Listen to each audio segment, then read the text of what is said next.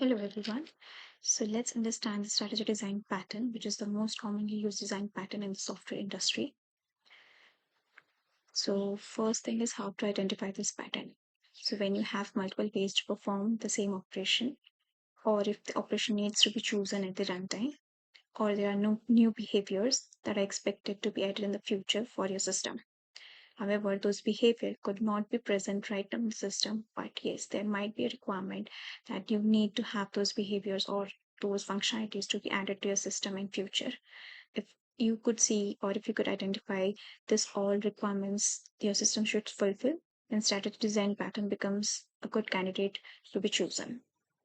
Now let's understand example of how this pattern could be implemented. Suppose we'll understand the class diagram. So here I've taken example of a payment a strategy, basically how the payment gateways are not gateways, basically how the payment strategies could be implemented. So let's understand the class diagram for the same. So if you are aware about the e-commerce websites where you check out your cart, basically, then you get multiple options for paying for those items which you want to buy. So there you could get a UPI payment method or a net banking or a card payment method. So let's understand how this could be implemented. That scenario could be implemented in day-to-day programming using this pattern basically. So here I've created an interface payment strategy and which holds the method basically calculate price, and the parameter to this method is item. So this item holds basically the details of an item, being it name, ID, and the cost of the item which you're buying and for which you'll be paying the price for. The return type of this method is double.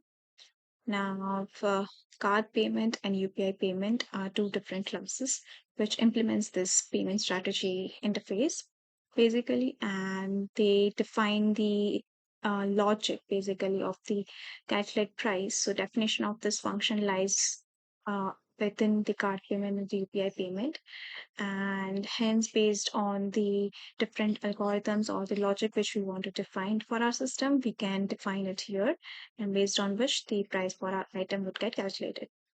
So let's understand the other class, which is a payment service class. Now this holds an instance of the payment strategy basically. So let's say if the client which wants to do the payment using either the card or the UPI. So they can interact with payment service class and can set the strategy based on which payment type they want to choose to pay for that item. So here we have the method set strategy, so which holds the one of the parameter as payment strategy that is getting passed whenever this function is getting called, and its return type is void again. Now, it payment service also holds the method calculate price, and here what's the functionality of this method is to, or basically the responsibility of this method is to first check that whether the payment strategy is set or not. If it is not set, it would throw an exception that payment strategy is not set.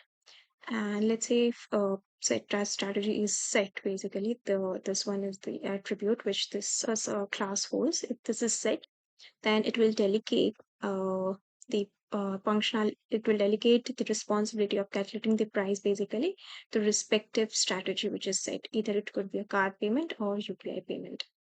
Now let's understand this whole representation using using our code so that we can get the clear idea about how this is working and how the flow works basically.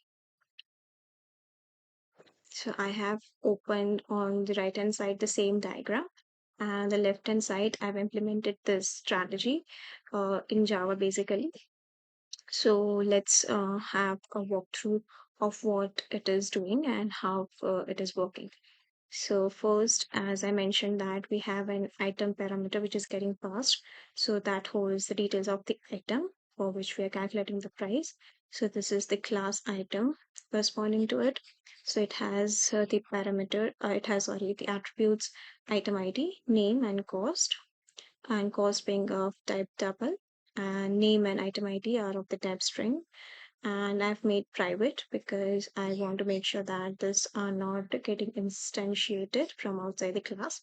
So this is the constructor of this class. Its responsibilities whenever an object or instance of this class is getting created, it sets the value of the item ID, name, and the cost for that particular item object, and hence this is done at line number 8, 9, and 10. And now, as I mentioned that I have made this parameters as, sorry, this attributes as private. So I can't access, if I want to access its value from outside this class, it won't allow me to do it. And hence I have defined the public methods, get item ID, get item name, and get item cost to get those values of that particular attributes. And so this is nothing but it would return whatever the item ID uh, is set for that particular instance. Similarly, the name and the cost. So this was about the item object which is getting passed as parameter. And now let's understand the interface payment strategy. So as I mentioned, this is an interface. It won't have the definition of the calculate price method here.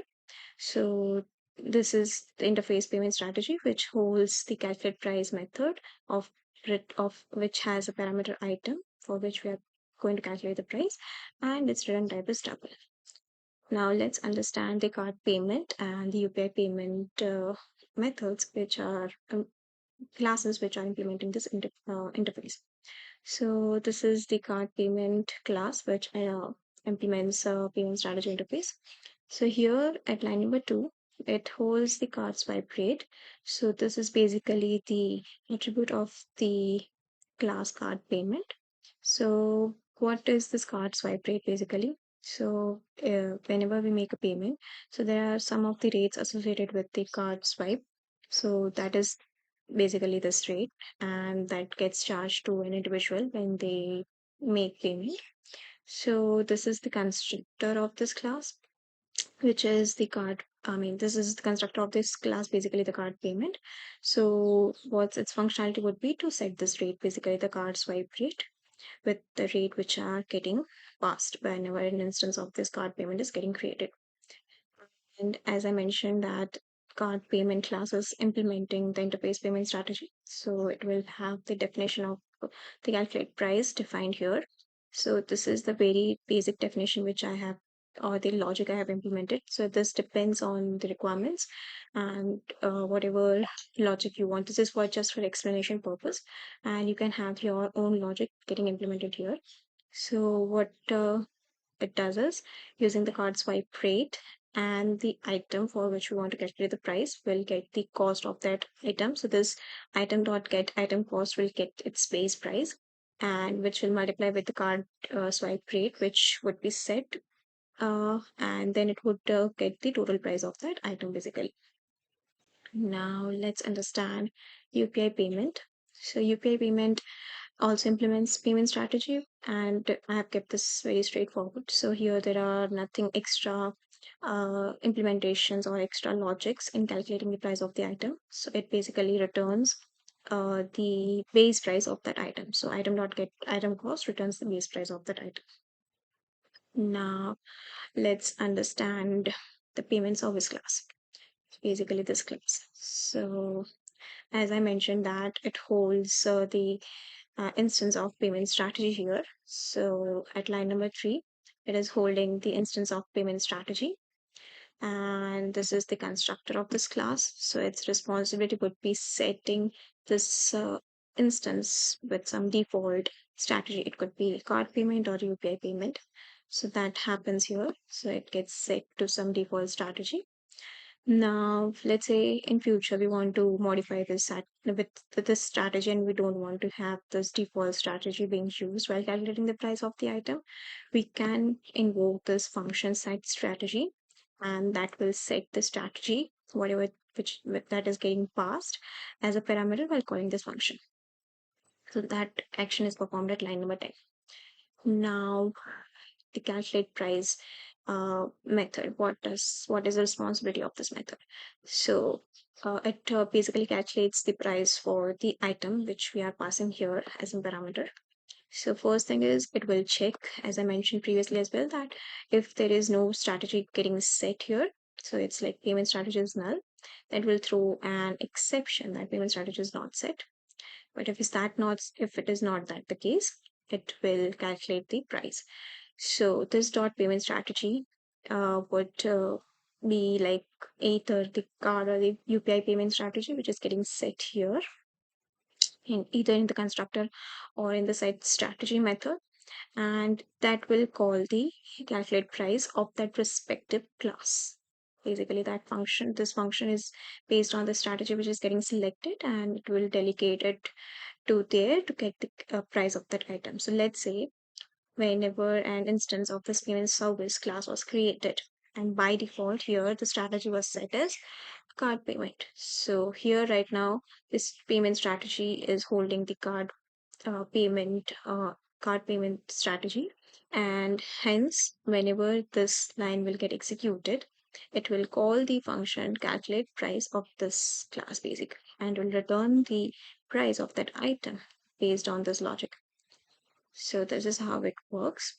And line number 18 is nothing but the output print statement, that is just the final price which is getting calculated and which is captured in total price, and which strategy when using which strategy has been implemented. And this is how the implementation looks like. Now let's say the client comes and it would definitely interact with the payment service class. So let's understand how this works. I mean, how this basically works by looking at our main class, basically, how this also complete flow works. So first at line number 5 and 6, I've created two items with its ID, its name, and its price. So we have created book of which costs 100 rupees, and pen which costs 10 rupees. Now I've created at line number 8 the instance of pen payment strategy, basically the card payment strategy, card payments instance of that card payment, and the rate I have set it as to here. This could be variable, you can change it as per your requirement. And then at line number 9, I created an instance of payment service and I have passed in the card payment. So this becomes a default strategy. Whenever you pass this as a parameter, it would set while creating this instance, the constructor will be called, and the default strategy would be the card payment. So let's say how this works is at line number 11, I'm invoking the calculate price, which is present in this class, basically payment service. So here right now, the strategy set is card payment, and this total price will be calculated based on the calculate price logic defined in card payment. Similarly, let's say I want to modify the strategy and don't want to go with card payment strategy. So that I've done at line number 15, basically, sorry, that I've done at line number 16. So I've created an instance of payment, UPI payment at line number 15. And then I've said that I've called invoke the basically set strategy method of the payment service, and I have set it up with the UPI payment. So now whenever calculate price is getting called from payment strategy, it would invoke the logic of UPI payment, calculate price, and return the price based on whatever is defined in that class particular. Fine. So this is how the complete code looks like. Now let's run in a terminal and see what's the output getting generated. So,